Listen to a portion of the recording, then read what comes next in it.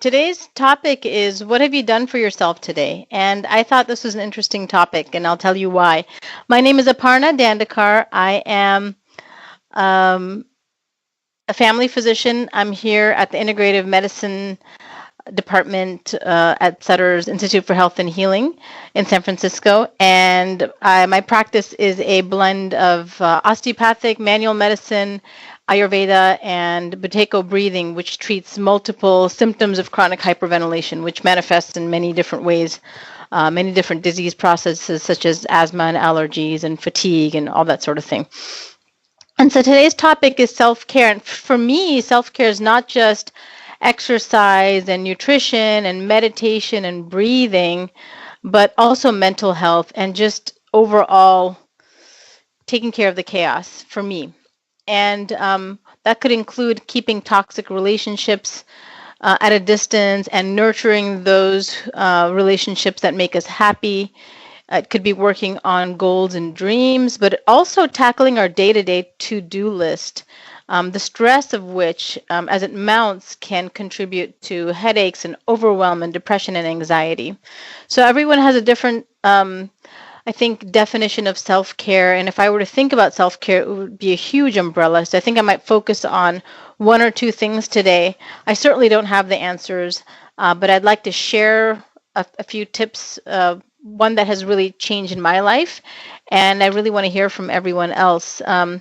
Over the years, I've done a lot of presentations, workshops, led retreats, done classes, and it's usually I'm the speaker. I'm coming from a place of expertise, and I have some sort of authority. I present something, and people ask me questions, and I answer them, and people say, "Oh, wow, that was great. That was incredible." In other words, it's not a big deal. I'm just regurgitating what I already know, what I've studied, stuff I'm comfortable with. I should know it. After all those years of studying, it would be weird if I didn't. So, while it feels good in the moment to be on the receiving end of those compliments, there's a person who is also struggling. And so, I thought today when I was asked, can you lead this group? I said, well, why don't I pick something that I can learn from? So I thought, why not choose a topic that makes me uncomfortable, that I'm clearly floundering in, and maybe it'll force me to learn something new. And I was given a choice of topics to pick from, diet, lifestyle. I chose this one. And for very selfish reasons, because I'm hoping, and I'll open up the unmute everyone in the second half of this presentation. I'm hoping that I can glean wisdom from all of you, because this is something that I struggle with every day, self-care. And so chances are, if you're also calling in, you're struggling with me, and we're all trying to find this magic bullet or this magic key that helps us unlock this universe of self-care so that everything is perfect. And you're trying to do the best you can. You have a lunch break, and you're using these 20 minutes where you could be charting on a patient or taking a phone call or whatever, and you're trying to learn self-care. So I'm going to try to just maybe give you share with you a trick that has helped me, and then hopefully learn from you. It's going to be more of a dialogue than a talk. I think I've learned over the years to and it's taken a lot of time with guilt, is to prioritize myself, because I always come in dead last. Like most of us, we prioritize the whole world around us, our families, our work, and we prioritize ourselves at the end, if there's room left over at the end of the day, and we're exhausted. So I'm slowly changing that. I'm learning to be adamant about some sacred, boundaried free time for myself. So that's one tip I hope to share with you. And not really a tip. I hate calling it a tip, but one nugget that I have tried to bring into my life. And I also remind myself that self-care is an ongoing, ever-changing, evolving process. Self-care 5 years ago looked very different from what it does now. And every year as I get older and older, my self-care changes. The other day on a Zoom call, I sat with my parents talking to them, and I was admiring their faces because they look really young for their age, and they've always gotten compliments. When I was a teenager, people would say, "Is that your sister?" When they'd refer to my mom, they'd be like, which was, as a teenager, I would roll my eyes and like, that's my mother, not my sister. But I was looking at them last week and I'm like, wow, they look really good. And I realized, they worked full time, raised three girls, and I know they had no magic answers because I lived with them and life was hectic. But I think they did little things each day, and those changes somehow compounded over the years and amplified into the successes they enjoy. They have financial freedom, they have good health, they look youthful, they're healthy, they're mobile. And when I was a kid, I mean, I'm Indian, born and raised here, but my father in our language would always say, in our Marathi language, he would always say, "Thembe thembe tare satse." So that was a proverb that he always, um, you know, threw around in conversation. And what that means, what that translates to, is by drop, a huge lake is formed. So that was his lesson. It still is. And so I think from that, the other day, as I was thinking about what am I going to talk about with all of you, I think my self-care little epiphany was that no action towards self-care, however small it is to be considered futile, or I guess no small action will ever be wasted. It will compound and at some point take fruit, bear fruit. Um, and I think the fact that all of us struggle with this means that it's actually on our mind. We're not letting it go. We are struggling with it. We're constantly making little shifts. We're constantly making little corrections in our path. And I think that itself is indicative that self-care matters. A lot of us are hard on ourselves, that I don't do enough. I don't do enough. When we think about it, I think the fact that we ruminate about self-care means that we care, if that makes any sense. So it's that inner voice that goads us on and forces us to make little changes. And that's sometimes the part I think I need to remember when I feel like, God, I can't do anything or everything right. Oh, I didn't do my sun salutations today, and I didn't eat 6 almonds, and I didn't face east and look at the sun and do my solar meditations. And there's endless things that we can do. And on top of our work and our families and our personal lives and our relationships. So I think another takeaway is, so small things add up, and not to be hard on ourselves.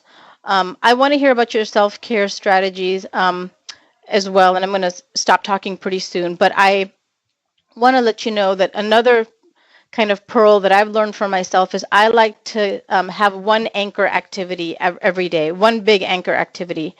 And then if I can get that done, then anything else is icing. So for me, my anchor is walking. So I walk 10 minutes in the morning before work. I make sure I walk 10 minutes at lunchtime, and I walk 10 minutes after I get home. And sometimes it's an indoor walk. Sometimes it's literally from my kitchen to my living room and back, but I'm doing something. I feel good about it. And I don't change those timings, and I guard those 10-minute intervals zealously. Don't take phone calls. Don't talk to anyone. So that's me. And then I have one self-care tool that I really want to quickly show you that I'm really excited about, because for me, it was a game changer. I learned it about 15 years ago, and it might be, I don't want to credit the wrong person, but it might be Merlin Mann or David Allen's system. David Allen is the getting things done guy. I don't quite remember whose invention that is, so don't quote me. But it helps me with my mental health self-care, which to me is so important, because I have a brain that ruminates, and it analyzes at bedtime at 11:30 what I said to someone, how they took it, what their face looked like when I said it, what I need to do, why my check engine light is on, how come I don't have enough socks. I mean, all these things come to me at night, and I panic. So losing things, missing deadlines, paying bills late. So this, for me, translated to quite a bit of anxiety and poor mental health and fatigue, because that list I would make on the back of an envelope would never get smaller. It would just never get smaller. I would cross something out and add something else out. Then I would lose the list. And I had 10 different lists, and they would come out of my purses and my pockets. And then sometimes, because I would be unproductive, I would write laundry and then cross it off, dishes and cross it off, just to feel better about myself. So to calm my own incessant brain chatter, my internal chaos, and my anxiety, I found a tool after much searching, and I wanted to share it with you, because for me it's been a life changer, and it's something I share with my patients too. And those who do it have really found it helpful. So let me share this with you, and then I'm going to stop talking, and hopefully I can hear from you guys what you do, because I'm really here to learn from you guys. So the system I use is 43 folders. I don't know if anyone's heard of that. It's a tickler system, but it's not your typical tickler system. I actually brought mine from home, and I have it in this. I used to have it in a smaller, you can have it in your filing cabinet. I used to have mine in a portable thing, but now I use this. And this helps me take my list and break it down. So what I do is, when I first created my 43 folder system, I actually took about a full day to write out my entire list on a notebook. It took like a Saturday to go through and think of all the things that were on my mind. And plus, it spilled into Sunday. So sometimes you'd think of something else and you'd jot it down. And I made a giant list. And then, let me see, someone's saying something in the chat. I don't know if I can. Victory list. Yes. I'm going to look at these comments. I'm so sorry. I haven't been looking at them. Okay. Anchor activity is high intensity. Yeah. And so I take my whole list, and then you break it down. So each task on that list you put on a post-it. I think buying post-its are wasteful. So I used to use the back of my kids' homework. They'd get these printouts at school, and I'd use the back so I could recycle it. So I would cut the 8 by 11 sheet of paper into 4 pieces of paper. Let me admit this person into the lobby. Let's see. I think they're admitted. And, audio froze. Can you hear me? Yes. We can hear you. Okay, perfect. I don't know where I left off. Okay. So I take my list. I in each single task, I put on a separate sheet of paper, or a small post-it or a scrap of paper. So I take an 8 by 11 and cut it up into several little squares. And then I put one task on each, one task per square. And then what I do is I have this, it's 43 folders, because there's one folder for each month of the year. Oh, all my cards just fell down. One folder for each month of the year, and then 31 folders for each day of the month. So here you have, you can see here, ouch, my October, and then I have the 27th, 28th, 29th, 30th, and 31st. Behind that I have November. You can see my November folder. And then when I'm done with something, so what I do is I make one folder for each month, 31 folders for each day. And I take my list, and instead of trying to accomplish everything in that list, I mail those pieces of paper to myself. So I'll give you an example. Suppose my list says, mend my shoes. This really happened to me. I tore my tennis shoes and they were brand new, so I had to go to the cobbler and shoe repair and pick them up, and I would have forgotten. So I put my claim ticket, and the lady said they'd be done in X number of days. So I take my claim ticket, which I would have shoved in my purse or put in my jeans pocket and washed. I put it in the day 30th, because, 30th of October, they're going to be ready. So I put my claim ticket in there. So you also don't lose your stuff. I have a bill. I have a phone bill. If you don't pay it online or whatever, and it's not due until the 15th of November, I put it in the 15th. So I can physically put, tickets to an event. I would put them, and it's not till December. Instead of putting them in a pile on my desk where they would have languished and collected dust and I would have lost them, because I've done that. I can't tell you how many gift cards and free offers and tickets and stuff I've lost. I would put it in my December file. So each thing on my list, wash car, that gets on a piece of paper. I can't think about it right now. So I'm going to put it in a day in the future and mail it to myself. So I unburden myself from that list, if that makes sense to you. It's not a list of 100 things. What it is then is the morning of that day, I check my box for myself, right? And I see I have stuff to do for myself. So it'll be, this is real life. So this is my self-care tool.